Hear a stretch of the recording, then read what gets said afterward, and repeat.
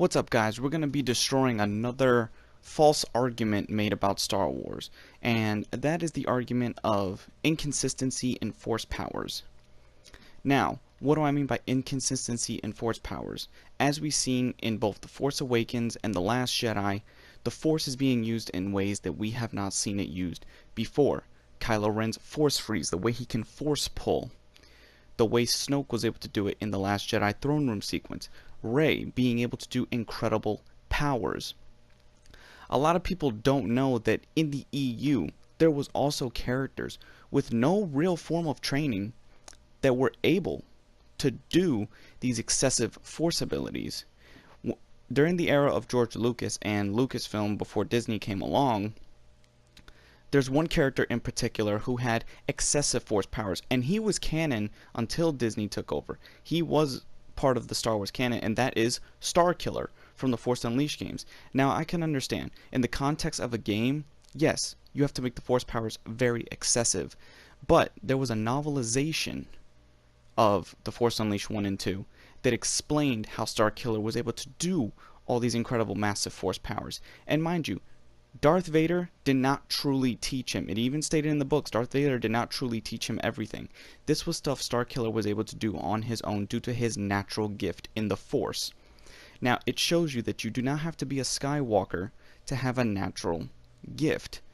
You can have a natural attunement to the Force. Remember, Luke is a Skywalker, but he's not a chosen one. But the fact that he is a Skywalker already gave him natural attunement and tapping into the Force.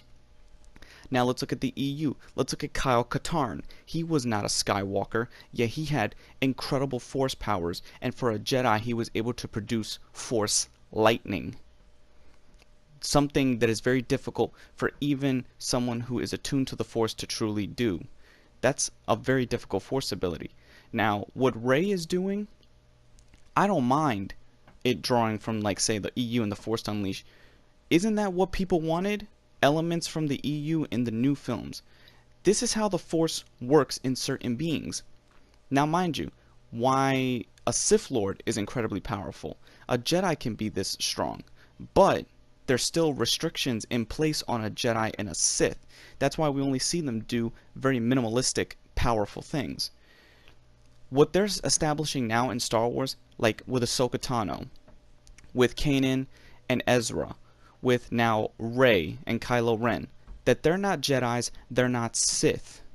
They somewhere fall in between what is known as the Grey Jedi, and Grey Jedi force powers can tap into both sides of the Force and not succumb to it. Like, they don't succumb to the dark side, but they don't also let the light dominate them. That is how Rey was able to attune to the Force so vividly. Even Luke sensed it, because at that point, yes, Luke was still a Jedi at the end of the day. He was not a Grey, and people complain about why is Rey's training skills on a lightsaber so high? Why was Luke's so high? He was only on Dagobah for probably, let's say, a day, maybe a few days, and yet he was able to contend with Darth Vader. No, we're not going to look at the in-between stuff he did with the lightsaber, like the non-canon and the canon stuff that was made, the excuse that was made with the lightsaber. Let's go back to when A New Hope and then Empire Strikes Back came out. How was he able to learn how to use a lightsaber that quickly when Yoda not once whipped out a lightsaber in training? But no one brings up that criticism. The same with Rey. Rey, which most of the people that are complaining about her call her a social justice, call her feminist, they call her Mary Sue, which she's not. Then you would have to say Luke is a Mary Sue, okay, of how powerful he became so rapidly, and in the course of 3 years of training excelled to that level. Something that it took his father, the chosen one, all the way into his mid-20s at least to achieve that power.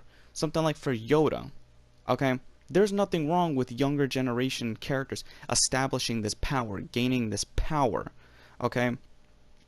The same with Supreme Leader Snoke. He's an ancient being, but he falls under the line of the Emperor. There was no background to the Emperor in the original trilogy, especially with his powers, but no one questioned it until we got a background on him and his powers later down the line.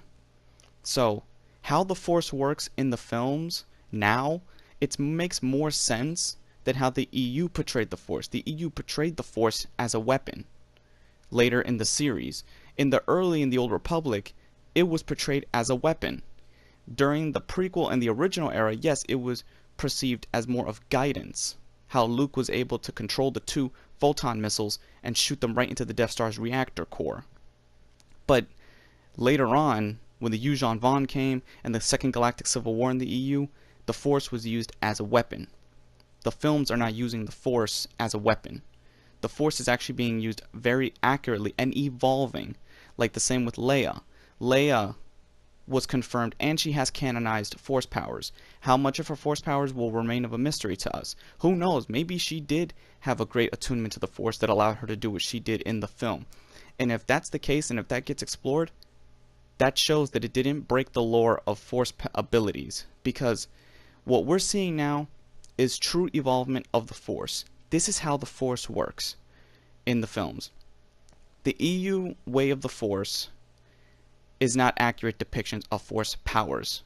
They were over the top, but being heavily influencing the new trilogy, which is fine. So that's all I gotta say about how the Force works, guys.